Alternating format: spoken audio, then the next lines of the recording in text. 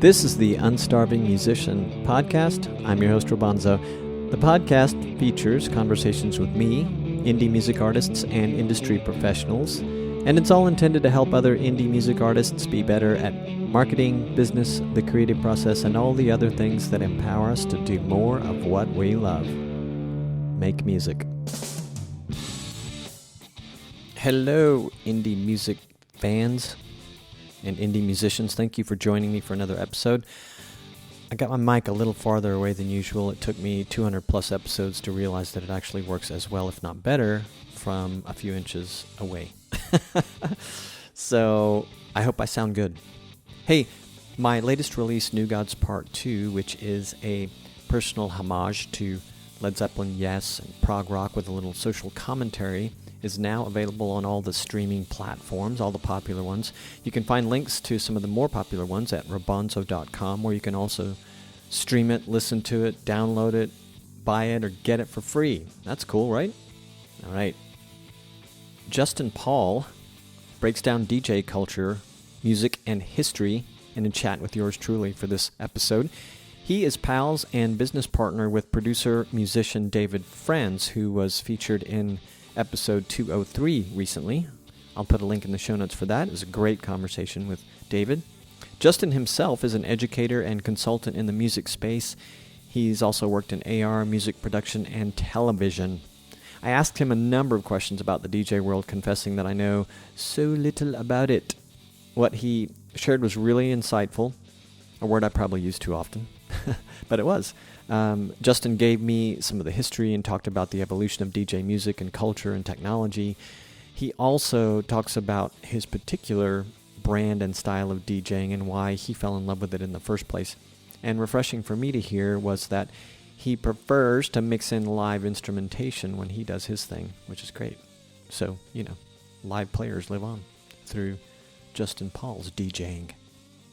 I left another little Easter egg at the end of the episode after all the credits and signing off stuff, so I hope you'll stick around for that too. And I skipped over it, but I hope you're doing well.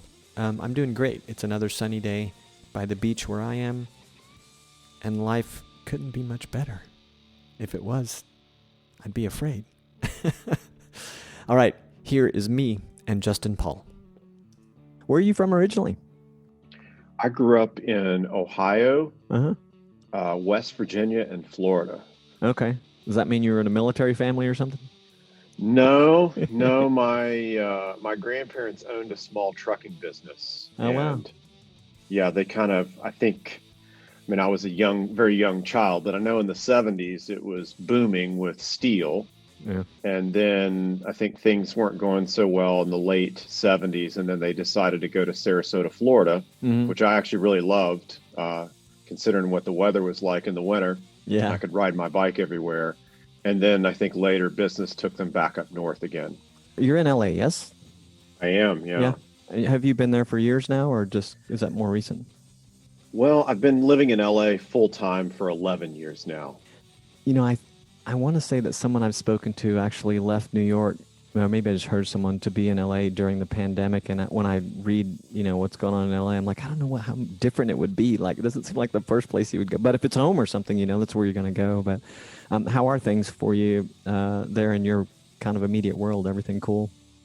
Yeah, everything's good here in our immediate world. I'm kind of on the border of Venice and Marina del Rey. So my wife and I can probably walk to the beach in 20 minutes. Oh, that's cool. So, there's airflow over here. There's more space. Yeah. It's funny. I feel like, I used to live in Philly and work in New York City a lot. So I feel like the part of LA that we're in, people would consider it suburbs. Yeah. Even though, some homes and condos do touch each other here, it's a little more spread out. This morning, I was looking at a map of LA as far as COVID infections. And it does look like it's kind of concentrated in the downtown, South LA areas that are definitely more populated, more condensed. Yeah. You and I share this in common. We're right by the beach. I know you can't see it out that window. It's nothing but light, but the oceans are outside the window there. My wife and I live in Panama, and I share that with you. It's I tell everyone it's tranquilo here compared to like being in the city. However, It's a big area of concern for the country because it's a different demographic for sure, but there's just a lot of normally a lot of just hanging out and partying on the beach, and they're just really trying to discourage that. So we've been an area of concern for sure, and it's people coming from all over the place, to do that. So one thing I made a note of the Madison from Annika PR had said, I was like, we were just she threw out some things you guys might want to talk about. And I believe this was specific to you. And I think I wrote it down because I thought I wanted to know when I read it, it's not funny, but when I read it, I'm like, I'm not sure if if you'd label your career this, but anyway, just the verbiage was music career and virtual consultant. But on top of like, what do you refer to that part of your life as far as what you do? And yeah, can you give me some kind of specifics about what it does involve, why you like it and all that? Yeah, it's interesting. I feel like, my life is kind of broken up into probably four quarters right now, especially during the pandemic. Mm-hmm. I've been fortunate that I've been an educator for a long time. And so clearly everybody's teaching remotely, virtually, through Zoom or similar platforms. So that might be what she's referring to Yeah. with that. And then also helping other people with virtual events. Um, I've helped different companies. Like I worked on a project actually with a virtual conference. Mm-hmm. And then there's other, like even David Franz and I with Underground Sun have done a lot of like live streaming, virtual stuff there. For other It's artists or interesting both? what's that? For supporting other artists or doing it yourselves or both? Both. And it's interesting. I feel like the word virtual, is a little strange because Yeah. I don't know if you remember something in the early 2000s called Second Life. It was like kind of a Uh-huh. virtual Yeah. world. When people say virtual, that's tend to what I think of as like you're going to go in this all immersive kind of virtual world. Yeah. Kind of like what we're doing, I would consider more of a remote video conferencing or remote learning, remote podcast. Yeah. Yeah. Yeah. It is kind of a misplaced but frequently used word in our current times. What are your thoughts on people staying creative? It's been so many months now, that we've been thrown off guard. If you do anything that involves performing for people or being around people, yeah, what do you have to say that would encourage people in terms of staying creative? Yeah, it's a great question. I would say that, use the time wisely to learn and maybe learn some new skills to enhance your creativity. Mm. Depending on mindset and, what's going on with someone personally, I know that can be easy or maybe more challenging. Mm. Sometimes our head can be a scary place, especially in the pandemic. I know that something that one of my really good friends and who's kind of been a pseudo manager talks about even after an amazing tour or an amazing show, there's a bit of a come down, for the artist. So I feel like with the pandemic, artists have kind of been in this perpetual kind of come down, if you will, and Sure. we're kind of just in the holding pattern. So yeah, I would say write music that you've always wanted to write that you never really had time for, which is something that I did back in the spring. I've been learning about meditation and just more audio and music more from a healing science kind of way. Mm-hmm. And so that's a project that I decided to work on because I've mostly focused on dance music or electronic rock, basically music that people can dance to, stuff I can play in my DJ sets. So I kind of decided to go in a different direction and learn some instruments and, learn a little bit more about the science of sound, which I had in the past, but, if you don't use it all the time, you kind of forget. And so I recorded what I would call loosely a meditation EP. What's the title of it? It's called Tropical Stardust Meditations. Okay, cool. I'll check it out. I was listening to some of your music today. I don't recall if I checked some out when I first was exposed to you through Madison, who reached out on your behalf.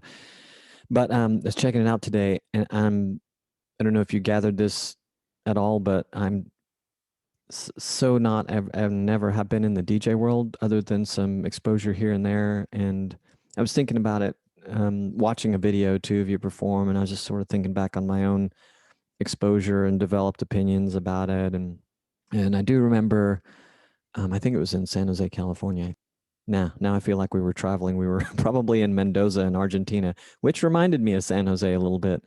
But there was a DJ, young woman DJing outdoors, and she definitely caught my attention. And again, somebody who just has never been around it, consequently not that into it. There's been these couple of times where I'll see one, and I'm fascinated in watching them do their art, which I'm very unfamiliar with.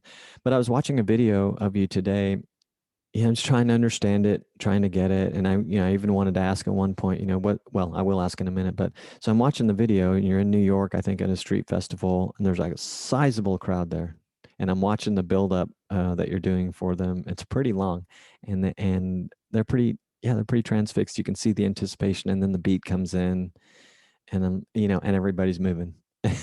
And I'm like, okay, like I've seen this, and I know what's, I can wrap my head around what's going on there. And there's part of me that finds it humorous because I'm a drummer, beats, right? But right. But so for musicians who are like me in that they haven't been in this world, um, what's the significance today of DJing, and why should we care? Why should we think about it? Yeah, that's a great question. I feel like there's different categories of DJs. Let's put DJs in three different boxes, right? There's what people traditionally think of a DJ, and that's where I feel like they're being more of service. They're playing a party, they're taking requests, that type of thing. It's a glorified jukebox, unfortunately, right? So that's kind of the one category that people think of DJs. Mm-hmm. And then there's category two, where DJs that are great curators, and they typically focus on only playing other people's music, right? That's all. Their whole career is really just based around curating, playing other people's music, which there's great art and art form within that. And then there's box three, which I believe that I'm in, where not only are you box two, but you also make your own records, and you make those records with the intention of playing them during your DJ sets. Um, and you kind of straddle the line between being a record producer. And what I feel that I like to focus on is incorporating other genres of music within that electronic realm. I'm really fascinated by world music, for example. I love like live instrumentation. I like to work with real musicians, and I think that's what's made some of my music stand out a little bit more, have that more of an organic texture, where I've actually gone in the studio and hired session players and used real live drummers, used real keyboard players, um, real instruments. And so I think that DJ culture is clearly evolved, over a period. If we go back to the 70s, it was kind of where we started with DJs really kind of being able to be like the high priest, if you will, over the crowd in the club, really in Mm-hmm. New York City. I think was where a lot of DJs kind of looked to, and Chicago and Detroit as well. But still within that era, until we get to the late 1970s, it's mostly DJs playing other people's recorded copyrights, right? And then we get to a point where DJs start to become very tech savvy, and they're even taking reel to reel and making their own edits. And then we see innovations start to happen out of necessity. I don't know if you've watched that Queen documentary Mm-hmm. on HBO, where they made the tape loop, in the Miami studio, because the drummer, I believe, had a family emergency, and the drummer had to leave town, and they figured out a way to create a tape loop with this kind of driving drum beat. And so you have some of these things that kind of start to happen at the same time. You then, of course, get into the early days of the drum machine. Mm-hmm. And then, so DJs, I think, also can be on the forefront of technology. So DJs are really, in my mind, about the future and what's coming next in music. Once again, DJs that are usually in box two and box three. They're Mm-hmm. more future focused, very open to embracing new technology, Sure. figuring out new ways to create and enhance music. I know me personally, one of the reasons why I got into DJing is when I was a teenager, I wanted to be a rock guitar hero like most teenage boys in the 80s, and, idolized, different guitar players. And I was in a band, and Metallica had just become wildly popular. I remember I went to an Ozzy concert, and Metallica was the opening act. Like, no one knew who they were, and it was pretty amazing to see. And then I remember going to that concert with some people that were ultimately, we were going to be in a band together, and all they wanted to do was just play this really heavy music, and it didn't have any soul, it didn't have any feeling in it. Mhm. And then you have the whole politics of trying to get people to band practice and get everybody on the same page. And right around that same time, I was really embracing computers, especially Apple computers and MIDI. And then once I figured out that I could take a computer and link it to a drum machine and to keyboards, that I could be the band. And I wouldn't have to necessarily deal with other people's personalities, their egos as much. And that's kind of what led me to that type of music producing. Mhm. I am starting to come full circle though, and during the pandemic, I'm definitely seeing that one of my shortcomings is being able to sit down and play a great song on the piano or the guitar. So I am starting to come back full circle and be like, okay, shit, I need to step back up my chops actually on a real instrument. But I say all that to kind of arrive at a point that, depending on the type of DJ that you go see, their intentions could be coming from different places, right? So Sure. my intention resonates from a place that I want to collaborate on a piece of music that ultimately I can play for a crowd of people that will work into this larger journey. My mentor, King Britt, used to call it a soundtrack for the years when he made a record. And I kind of apply that to a DJ set. I don't really have a plan when I play a DJ set. Sure, I have a bunch of songs that I think I want to play, but it's about reading the energy of the crowd.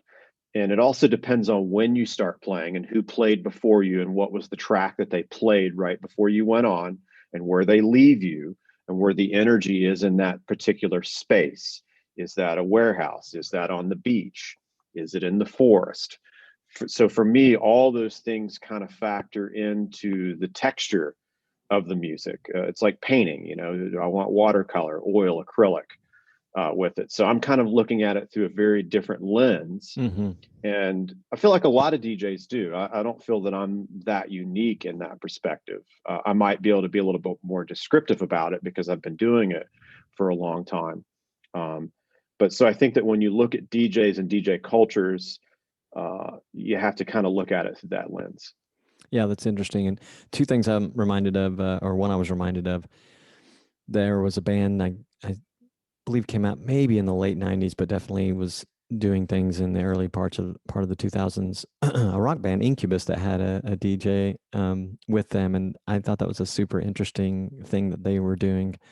And then earlier I was going to mention, my wife, kind of along with what you were saying about reading things, my wife had astutely mentioned, one thing about DJs is they can always tell that they'll look and see where the crowd's at and they can shift in a moment, like just go into another song. And she goes, bands can't really do that. I'm like, they can, but they're just committed to the song and they got to get through that one song, right? A lot of times some bands can do otherwise, but yeah, that's super interesting. And it makes me realize, well, it enlightens me to all the things that you're thinking of in when you're doing that type of art. Yeah, your wife is right. As you were telling me that story, there's so many times that I will rehearse, another song in headphones, match the beats. And of course, ideally, I try to make sure it's in the same key, musically. And I'll rehearse it in headphones and I'll have it ready to go. And then all of a sudden, the energy of the space will change. And I'll be like, nope, I'm going to play something different. Um, and ideally I like to have about 2 minutes left in the song that I'm playing to start mixing the two together to create that seamless journey. Yeah. So we kind of have that 2 minute window, if you will, to read the energy that towards the end of a song, to see where we want to go. It must be very, and I know that performers of other types, like bands, to use that one again, that they can see these changes as well, and they can sense when the moment is there to to milk it, or to really get the crowd going. But there is the challenge for them of, there's 4 to 5 or more people with them that they need to take with them, and that's to be a pretty tight unit, and you get varying degrees of that, I guess. But as a DJ, all other things being equal, and you're on your game, you have this flexibility to pivot, overused word, but to pivot, fairly quickly. But it is interesting, the 2-minute thing also. Not something I thought of. Yeah. Has there been, in the DJ world or otherwise, something that has been, I guess, a big lesson for you? And maybe perhaps you've already mentioned one, but you were talking about the instruments that you need to get back to messing around with more. But have there been other things about adapting to the current landscape for you that have just been like a big learning experience, or maybe it was that, but also something like, man, I need to share my revelation with, people. I think that maybe you've seen people go through the same thing, and they just maybe got a little more stuck than you have. Hmm. It's interesting. I feel like we try to unpack that there. Um, with the current state of the pandemic and just kind of all live performances shut down, I feel like there's an opportunity for artists to all be somewhat on a level playing field. I mean, of course, different artists have different brand names and more popularity than others. But when things do get started again, we're more than likely going to have more intimate crowds, right? Mm, Even maybe more spaced out. So I think in some ways that takes me back to early in my career playing for smaller, more intimate crowds. And I think that DJs and bands or musicians have to maybe be a little more thoughtful and in some ways work a little harder for a sure. smaller, more intimate crowd, because maybe some of the videos that you watch where I'm playing at a festival and it's thousands of people, They're um, good. They're packed in.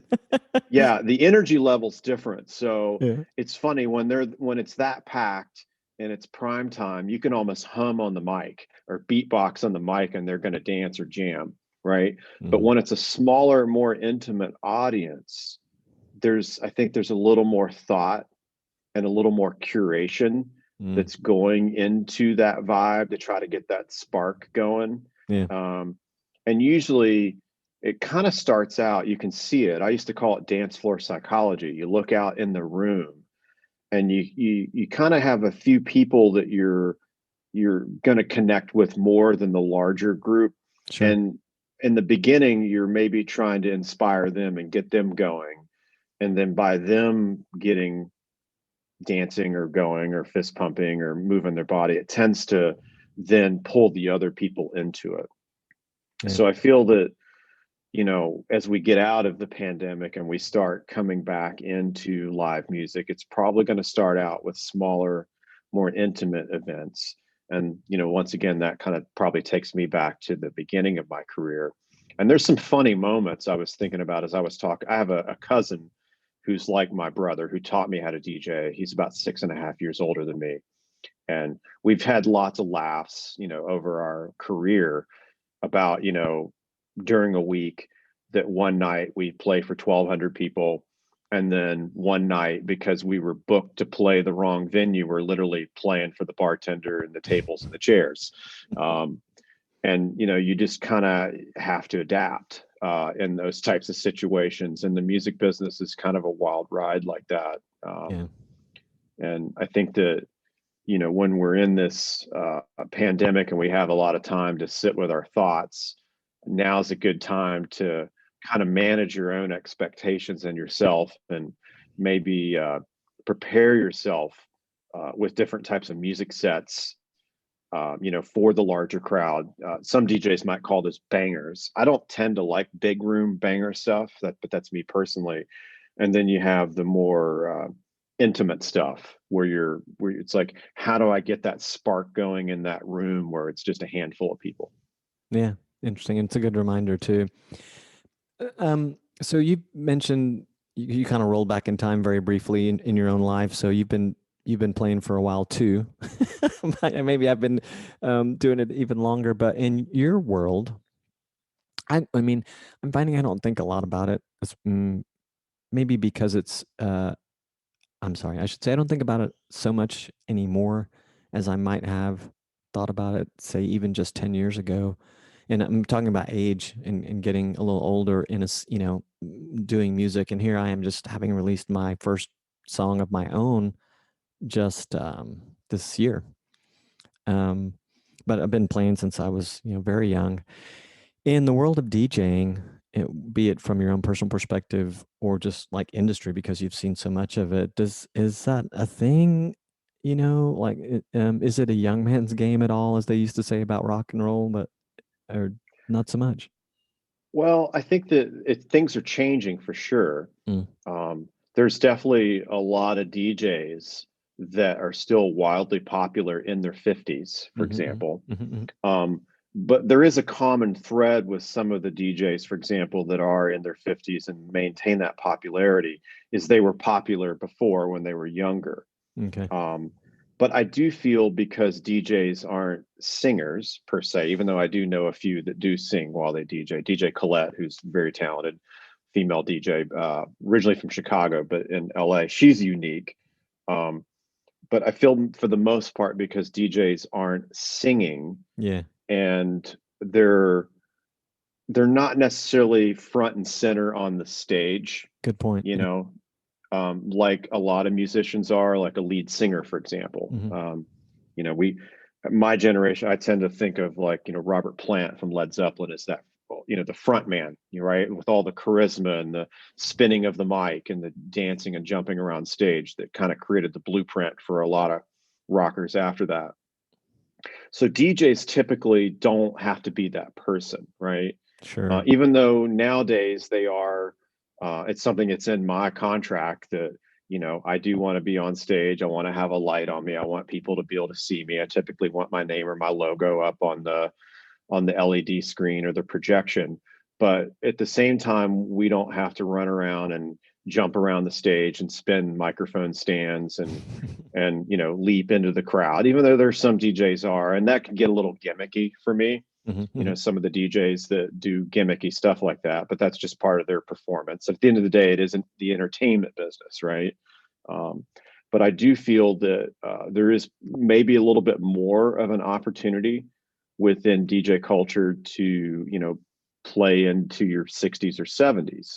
I remember, I mean, this is a long time ago when we actually used to read music magazines. There was a guy called Grandpa Techno, and that's Uh, actually what he called himself, out of Cleveland.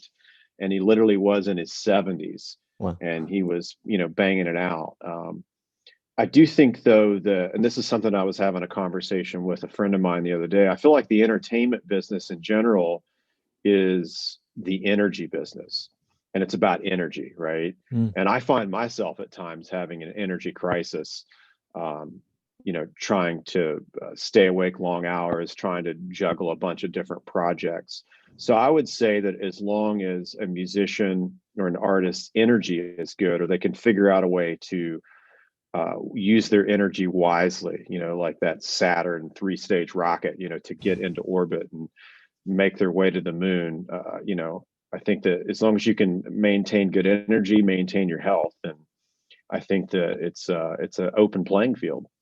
that's cool. Thanks for that. As I finished asking the question, I thought it was kind of a cheesy question, but it's very, yeah, thanks. That was some good stuff in there. Are young people still getting into it?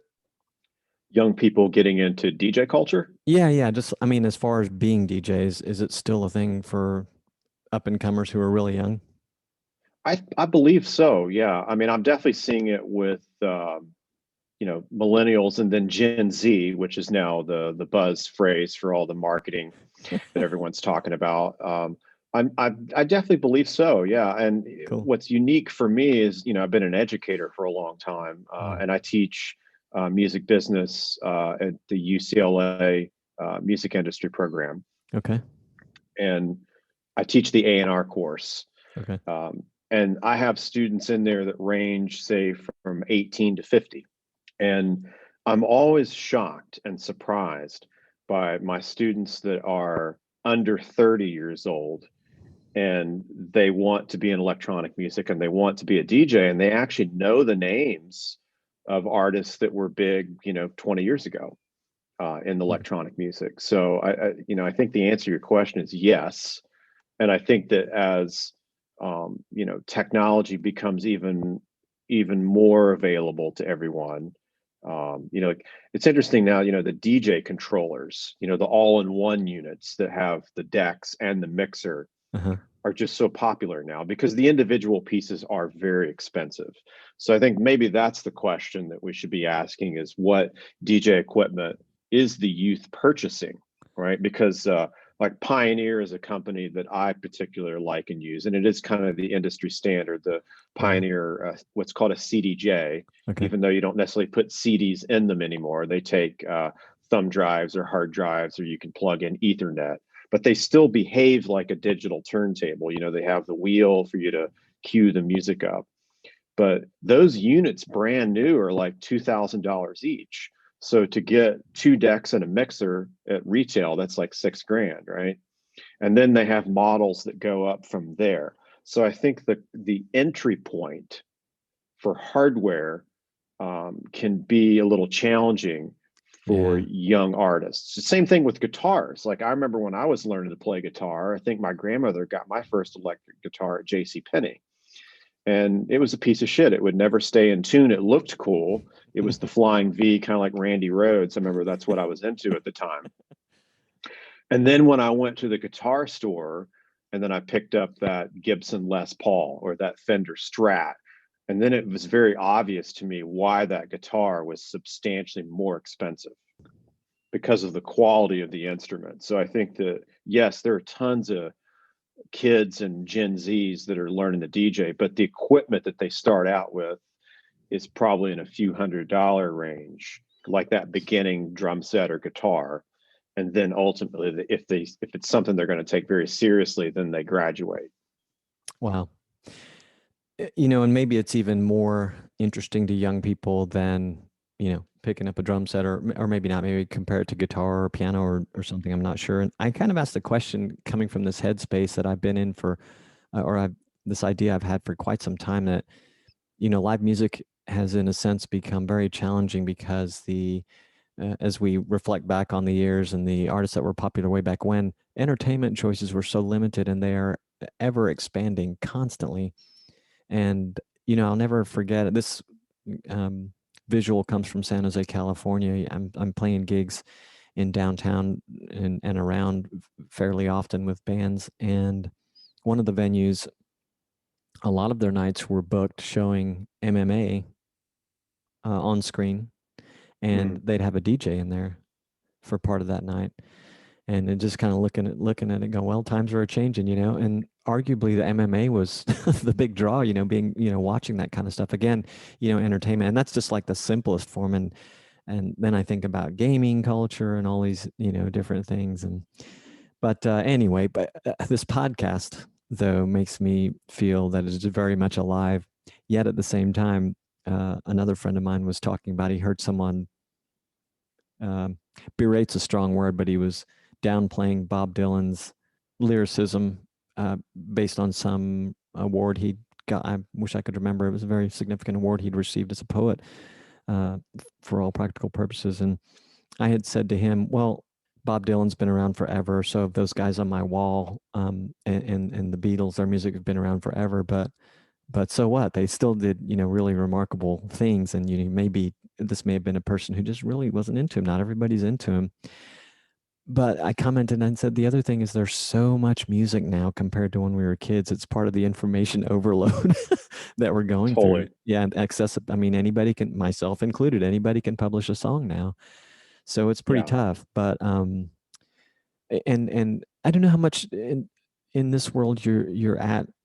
It may be that you and David, your business partner, that you may, I don't know if you operate at sort of maybe a different level is a good word, I'm not sure, but like the folks that I speak with a lot, I was in like a mastermind type of call. It was the first time thing I dropped in on. I was listening to a small group of music artists on there, and they were talking about fees for doing things like session work and other consulting related work, and how difficult it was to determine from your peers in this circle that we're in, what are they charging? People seem to get beside themselves for various reasons, but I was thinking to myself that, well, yeah, but now you're certainly you want to be doing some of those fee-based services, but now you're in a world of having to cultivate this audience of people who just effing love you and want to come and buy anything you do or watch anything you do.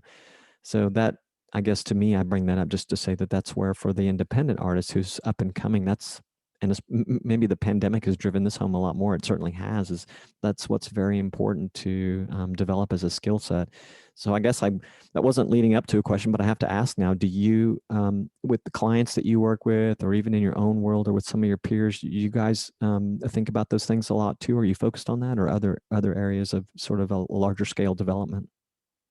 You mean when in regards to performance fees or producer fees or session fees? No, no, I was talking more about building a what's the words I'm looking for? Your loyal fan base, your supporters, your own ecosystem, and which result in things maybe like having a patron type system that you're bringing people into, and just the super fans, the legions of super fans that you build. Do you guys, when you're working with some of your clients or maybe among your peers, do you have to think intensely about the same things as the sort of independent artists that I'm referring to? That's a really great question. I have personally not done the donation or the Patreon type stuff. I've been fortunate to have income streams, from education and some other things. And I've kind of felt that there are other independent artists out there that need the money more than I do. Mm. So that's kind of been my own personal stance. Um, but what I have encouraged my students and other artists to do is to focus on like those 1,000 super fans Yeah. and creating, like a yearly content plan where you're giving them a good value. Because I feel like if someone is going to subscribe to you and pay a subscription fee or donate on the regular, I think that you are your own kind of personal record label, for lack of a better word, Hmm. and that you should have some type of a content or release strategy where you're giving them value, right? Um, and that's not only music, that can be merchandise as well. That could be limited edition T-shirts or hoodies or maybe other creative things. Like I enjoy photography quite a bit, and at some point I will put out a limited edition photography booklet with a thumb drive and offer that to my community. um, but yeah, I think it's important for artists to think about building that community and what that looks like. And the whole thing with social media is really interesting. I find myself like a surfer going through waves with social media. um, I was actually really good at social media, especially in the early days when MySpace hit. I was one of the early adopters and hit the 10,000 fan mark kind of early on and really leveraged that, and was actually even able to do A&R work through it. I have so many musicians and DJs sending me their tracks, and I ended up signing one of my top selling artists ever through that platform. Wow. um, and then now we get to where social media is today, and it for me on some days, and it clearly depends on your state mentally, it feels a little exhausting to constantly post something on there. um, but I also am wired a little bit different because my undergraduate work was mostly in the School of Journalism at Marshall University. So I see social media as an extension of journalism, Mm. and you really should be adding value or telling a story. So going back to the whole thing of Patreon or some type of a subscription thing for an artist, is I feel that you've got to find a way, instead of saying, "Hey, my track is drop and check it, yo," you're gonna have to find some other things to include in that, to get that engagement, to get to where people want to engage with you, and then staying on the radar. kind of like what we talked about earlier with ageism in the music business. I feel like then we transition to energy. I feel like the other thing that we have to think about is attention spans. And really, we're in a battle for people's attention, right? Like, I don't know if you've watched that. What was the documentary? Yeah. It's kind of a documentary, The Social Dilemma, right? It's a battle for our attention. Yeah. So I think that artists can burn out trying to constantly keep people's attention. And I find myself, when I look at my day and the hours in it, ultimately what's going to be better for me to take those hours and put it into making a song or a piece of music that's going to be timeless and last a lot longer than a social media post to try to get people to engage. But that's my own personal thing. I think that somebody who's maybe more youthful and they grew up only knowing the internet, only knowing social media, it might be more natural for them to say post every hour on the hour. And that type of musician might be more successful in a Patreon or some type of a subscription-based platform. Yeah. I was listening back to a conversation I had with a young artist based in Nashville just this morning. And I think she could relate. So I know some of the kids can relate too. She does a good job, but I think she finds it a little exhausting at times too.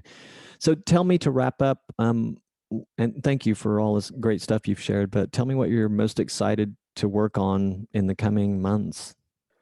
Well, I'm definitely really excited to get back to working with like musicians in the same space is one of the things that I know that I'm personally excited about. Yeah, I really want to be back in the studio again and share space with musicians. And I'm also very excited to share space with people in real life. Now, when is that going to happen? I'm not sure. So I think in the short term, those are things I think about every day. And even as I look up at my vision board, I have different pictures of crowds that I've played for in the past and things that I want to do in the future. So that's something that I'm always looking to do. And then just make new music. I'm kind of always thinking about what's that next sound. I tend to get, like most artists do, I tend to get stuck on a particular, what I call a vein of gold, maybe a sound that I really like and even my community has liked. So I'm challenging myself to figure out what that new sound is. But it's really about getting back out there, playing again, and then connecting with musicians in real life is something that I'm really looking forward to. That's great. Yep. And hopefully will happen sooner than later. It's a pleasure talking with you. I appreciate you spending time with me this afternoon. Of course. Thank you so much for having me. For sure. Are you a musician or creator looking to get your ideas out to a new audience? Have you been wanting to create a podcast but a little lost as to where to start? Check out Podcast Startup, powered by the Unstarving Musician. It's a course I've designed to give you the know-how, tools, and resources to create and market a sustainable podcast like the Unstarving Musician. Podcasting has opened many channels for my own creativity, and I'd love for you to experience the same. To learn more, go to unstarvingmusician.com/podcast startup or the show notes for this episode. This episode was powered by Bandzoogle, the easiest all-in-one professional website platform for musicians and bands. Two things that will help ensure you're in control of your music business and your fan-based community are a website and an email list. Bandzoogle can help you do both. Plus, a solid website makes you look legitimate. Serious musicians, singers, songwriters, composers, and performers know this to be true. If you don't yet have your own website, check out Bandzoogle. It was created by musicians for musicians. I use it and I love it. It's as easy to use gets, and you don't have to worry about plugin updates and security patches. Bandzoogle takes care of all that for you.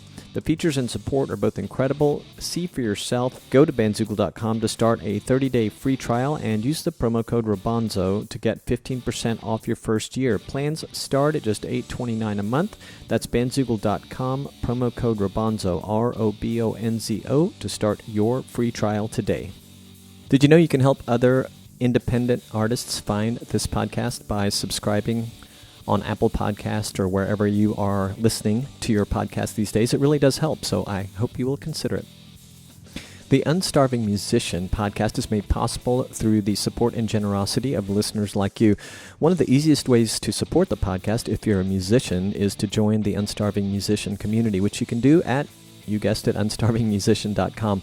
In joining the community, you get tips and insights you can use in your music journey that comes not only from me and my years of experience, but also from the hundreds of other musicians that I speak to as part of the Unstarving Musician project and podcast. Plus, you'll get a free copy of my Unstarving Musician's Guide to Getting Paid Gigs ebook, the official version, and that's all for free just for being part of the community.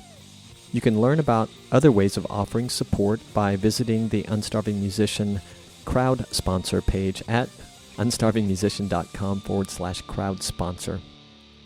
And if you have feedback, please go to unstarvingmusician.com to get all my contact info. You can text me, call me, email me, leave a voice message right there on that page. Just go down to the bottom of the page and you'll find everything you need to know. I really would love to hear any of your comments, suggestions, questions, whatever you've got. And you can find links to just about everything talked about in this episode at unstarvingmusician.com/podcast. All right, I'm peacing out. Thank you for listening and sharing with your musician friends and fellow indie music bands. Peace, gratitude, and a whole lot of love. I feel a lot of musicians now today have to directly engage with their fans through social media, whereas in the past, musicians and artists were able to kind of hide behind the story, if you will. It's kind of like Wizard of Oz behind the curtain. And I feel like now more than ever, DJs, artists, bands, musicians need to kind of directly engage and comment and respond to their fans on social media, more so than ever before.